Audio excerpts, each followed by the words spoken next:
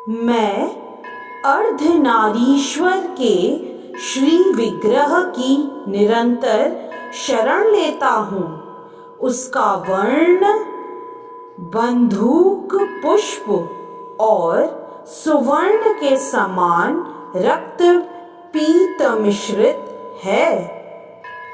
वह अपनी भुजाओं में सुंदर अक्षमाला, पाश, अंकुश और वरद मुद्रा धारण करता है।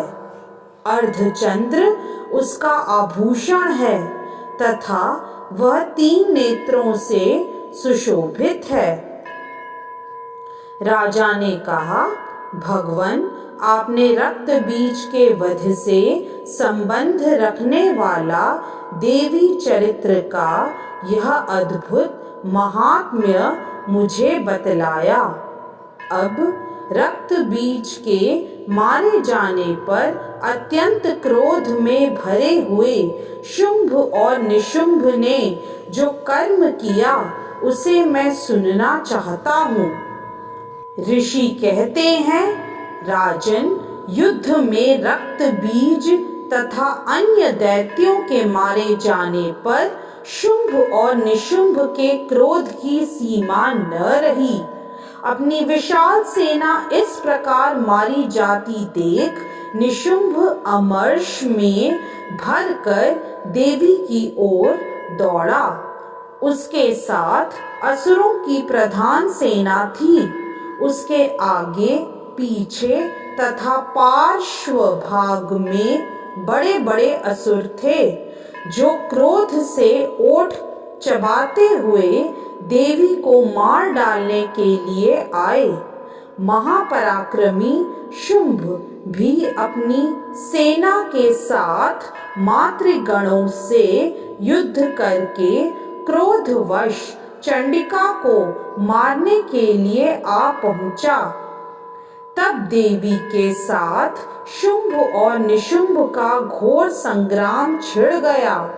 वे दोनों दैत्य मेघों की भांति बाणों की भयंकर वृष्टि कर रहे थे।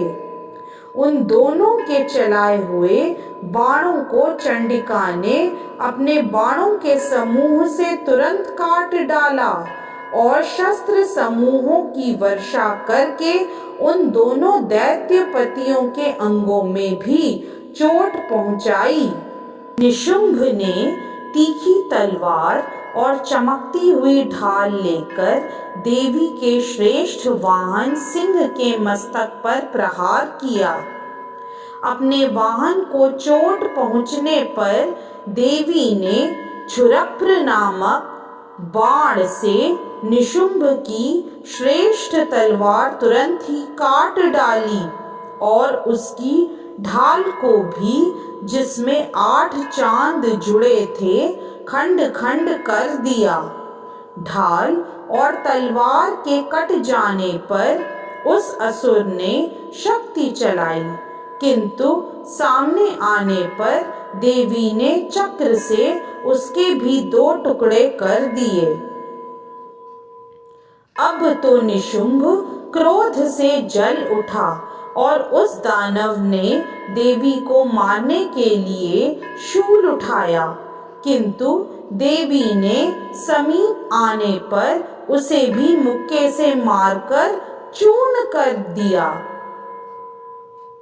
तब उसने गदा घुमाकर चंडी के ऊपर चलाई, परंतु वह भी देवी के त्रिशूल से कटकर भस्म हो गई। तदनंतर दैत्यराज निशुंभ को फरसा हाथ में लेकर आते देख देवी ने बाण समूहों से घायल कर धरती पर सुला दिया। उस भयंकर पराक्रमी भाई निशुंभ के धाराशाही हो जाने पर शुंभ को बड़ा क्रोध हुआ और अंबिका का वध करने के लिए वह आगे बढ़ा। रथ पर बैठे बैठे ही उत्तम आयुधों से सुशोभित अपनी बड़ी बड़ी 8 अनुपम भुजाओं से समूचे आकाश को ढक कर वह अद्भुत शोभा पाने लगा। उसे आते देख देवी ने शंख बजाया और धनुष की प्रत्यंचा का भी अत्यंत दुस्सह शब्द किया। साथ ही अपने घंटे के शब्द से जो समस्त दैत्य सैनिकों का तेज नष्ट करने वाला था, संपूर्ण दिशाओं को व्याप्त कर दिया। तदनंतर सिंह ने भी अपनी दहाड़ से, जिसे सुनकर बड़े बड़े गजराजों का महान मद दूर हो जाता था, आकाश, पृथ्वी और 10 दिशाओं को गुंजा दिया। फिर काली ने आकाश में उछलकर अपने दोनों हाथों से पृथ्वी पर आघात किया। उससे ऐसा भयंकर शब्द हुआ जिससे पहले के सभी शब्द शांत हो गए। तत्पश्चात शिवदूती ने दैत्यों के लिए अमंगलजनक अट्टहास किया। इन शब्दों को सुनकर समस्त असुर थर्रा उठे, किंतु शुंभ को बड़ा क्रोध हुआ। उस समय देवी ने जब शुंभ को लक्ष्य करके कहा, ओ दुरात्मन, खड़ा रह, तभी आकाश में खड़े हुए देवता बोल उठे, जय हो, जय हो। शुंभ ने भी वहां आकर ज्वालाओं से युक्त अत्यंत भयानक शक्ति चलाई। अग्निमय पर्वत के समान आती हुई उस शक्ति को देवी ने बड़े भारी लूके से दूर हटा दिया। उस समय शुंभ के सिंहनाद से तीनों लोग गूंज उठे। राजन, उसकी प्रतिध्वनि से वज्रपात के समान भयानक शब्द हुआ, जिसने अन्य सब शब्दों को जीत लिया। शुंभ के चलाए हुए बाणों के देवी ने और देवी के चलाए हुए बाणों के शुंभ ने अपने भयंकर बाणों द्वारा सैकड़ों और हजारों टुकड़े कर दिए। तब क्रोध में भरी हुई चंडिका ने शुंभ को शूल से मारा। उसके आघात से मूर्छित हो वह पृथ्वी पर गिर पड़ा। इतने में ही निशुंभ को चेतना हुई और उसने धनुष हाथ में लेकर बाणों द्वारा देवी, काली तथा सिंह को घायल कर डाला। फिर उस दैत्यराज ने 10,000 बाहें बनाकर चक्रों के प्रहार से चंडिका को आच्छादित कर दिया।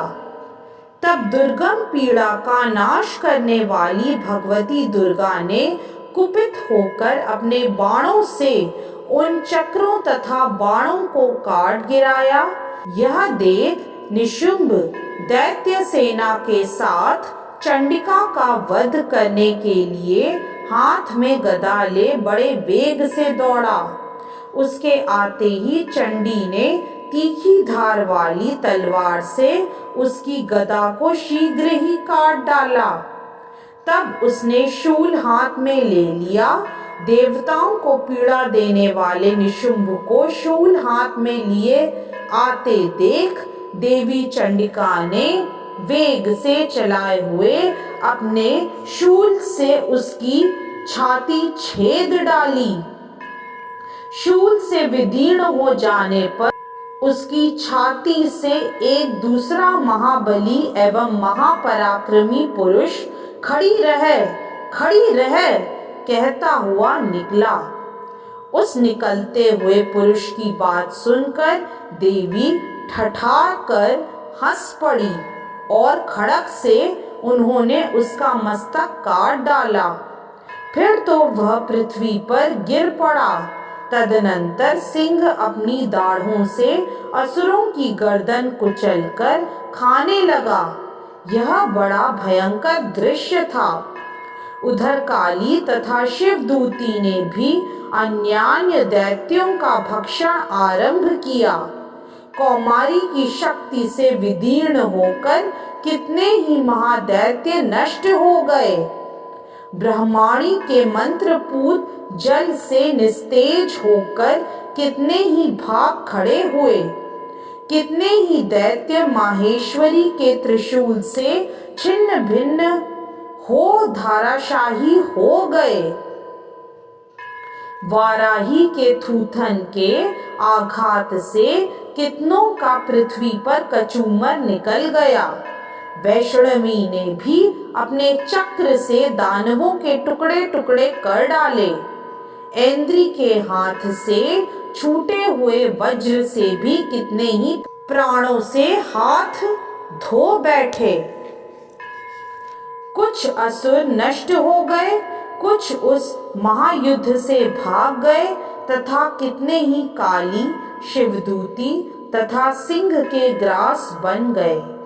इस प्रकार श्री मार्कंडेय पुराण में सावर्णिक मनवंतर की कथा के अंतर्गत देवी महात्म्य में निशुंभ वध नामक 9वां अध्याय पूरा हुआ।